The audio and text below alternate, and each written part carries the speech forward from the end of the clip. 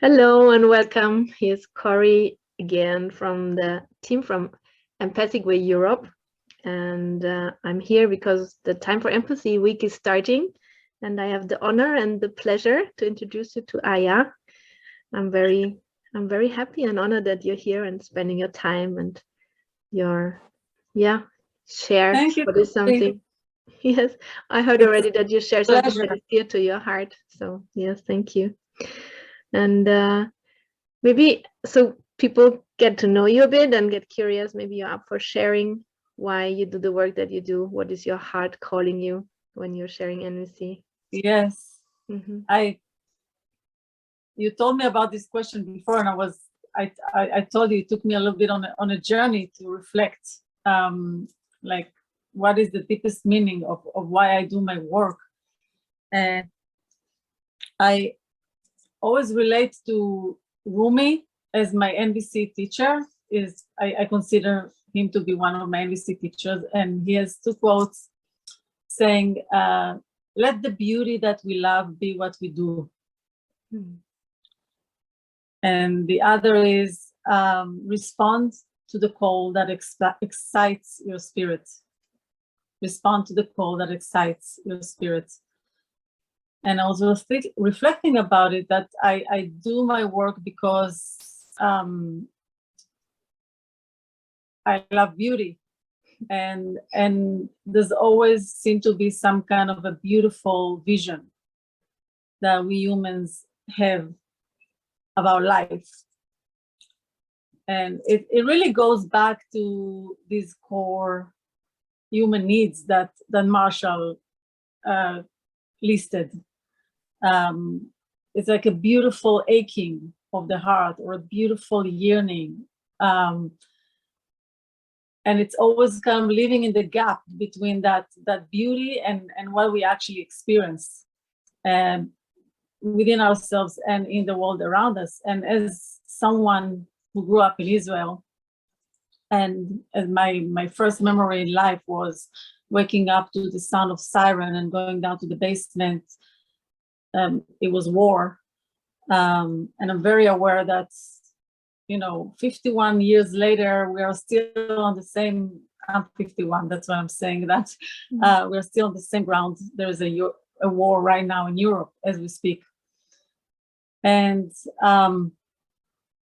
that it took me on a journey, that these life experiences as a child in Israel, all this violence and losses, and growing up with second generations to people from the Holocaust, and then awakening to the suffering of the Palestinians, and on the other side, kind of having this cultural heritage, Jewish heritage of love your neighbor as thyself, which is the beautiful vision that I was told it's the whole Torah on one leg. That vision of oneness. And I that journey of realizing that it's not like I don't even know how to love myself. How can I love my neighbor or my enemy? Took many turns and twists, and one of them was leaving Israel and coming to California at the end of 2007, and being introduced to NVC 2 weeks later, which was the moment of Eureka. I found it because I really resonated with the idea that language has to be a key component of walking towards that vision. A new language, because words and language has the power to create reality. And it's both a reflection of consciousness, but also it can help us take us to a consciousness shift if we use certain words. So I decided that's what I'm going to do for the rest of my life, in my attempt to pursue and seek peace in the world, because I don't want more kids to be torn from their beds at night for the sound of the siren. And right now we see so many kids have to leave their homes. It's just heartbreaking. Mm. And that heartbreak, you know, drives me to participate in the repair work that is in front of us. That was a long answer. And a very precious one. Thank you so much. It was very touching. Yes, for me it's always just hearing the word heartbreak, I get some relief. It's like, yeah, let's allow it. And there's so much beauty in it if we allow the heart to break open. For me it's really, yeah. And I was also struck when you say, like, the quote, like, I mean, the basis of love your neighbor like as thyself. For me, just now it appears that your neighbor can be your enemy. It's like, oh yeah. For me, the neighbor was always like very close person actually, but now it's like, right, for many people, right, it's the enemy. I mean, even here, I mean, even in times of, I don't know, in times of no war or whatever, it's the neighbor can be the enemy. Yes, it's like, well, it's kind of shocking that many times actually the closest people to us are our worst. We have the worst enemy images. Yes. Are the people closest to us, because, you know, the pain and the impact is so big. But yeah, that's the tragedy, right? Yes, it is. And the big opportunity in with the new The language. calling. The Yes. calling, yes.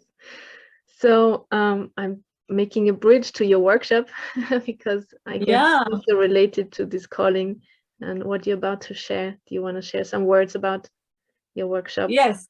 So it's called Hearing the Unspoken. And it was inspired by actually my first teacher for empathy, a man called Naftali Shimrat, who still lives and works in Israel at the age of 93. I met him when I was 23, and he introduced me to empathy. He was a student of Carl Rogers, who is considered the modern father of empathy. And Marshall was a student of Carl Rogers too. And when I met him the first time for this job interview, he was asking me, where do I want to be in 5 years? And then I don't even know what I told him, something. And then he told me, I'm going to be Aya and I'm going to tell you what I'm hearing you saying. And he gave me this reflection that was like, whoa, you know, did I say all of that? And then I spent 14 years with him, kind of trying to understand how do you capture so much depth and meaning in what people say when they don't even say it. And so there is this quote from Chang Tse that is on the flyer of the workshop, where he says that there is the hearing of the ear, which is basically mirroring what people are saying. We're just repeating the words. And there is the hearing of the understanding, which I think is a lot of what we do in NVC. The understanding, we translate protectiveness into vulnerability. We listen for the feelings and the needs behind the judgments. And there is another level, which is the hearing of the spirit. It's and he says in this quote that it takes all your emptying all your faculties, where you have to be completely empty. And I found that in my work, mostly as a mediator, many times when I drop into that space of very deep empathy, it seems like there is a melting of some boundaries, and it's as if our nervous systems kind of connect with each other, and there is one field. And because I'm not emotionally involved in the situation, I can actually access deeper truth when people who are stimulated, their brains are stimulated, have access to. And I could actually get messages. It's really not any wood, but it's just intuition that comes up inside if we are truly empty and can listen.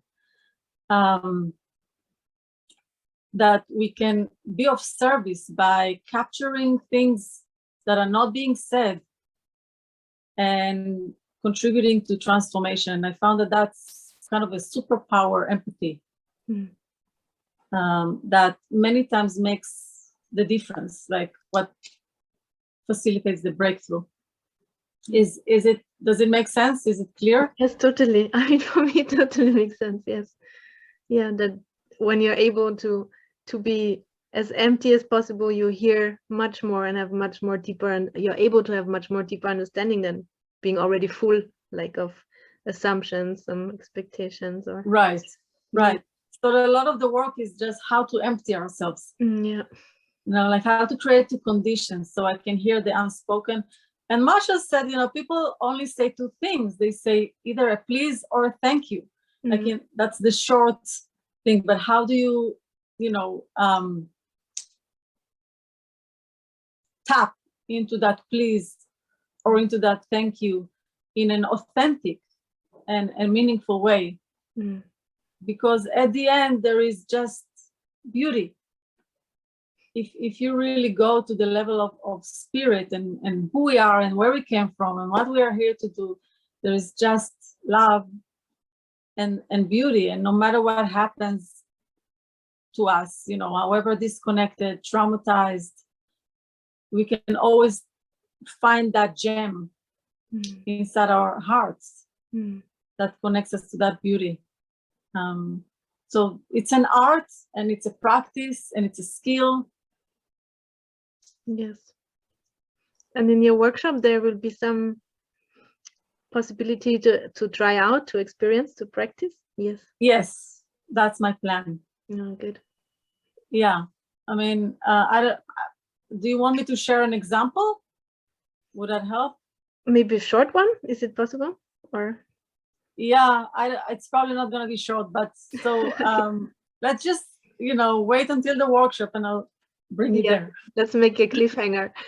Yes, it's a teaser. So if you want to know more and really have the practice and the experience, you're going to you can sign up on Empathic Way Europe, empathiceurop.com, and then you can join Aya's workshop about hearing unspoken. This Thursday, March 10th. Yes. At 8 p.m. 8 p.m. Yes. CET. Yes. Yes. So thank you so much. We will share also some links for you. We were talking before that you can also stay connected to Aya beyond the Time for Empathy Week. So if you want to get in contact with her and get to know more about her work, you can do that, and you will find the link below or above the video. And anyway, I hope we will see you in the Hearing the Unspoken workshop and spend some time together. Thanks. I'm looking forward to it. And thanks, Corey, for inviting me. Yeah, thanks for joining.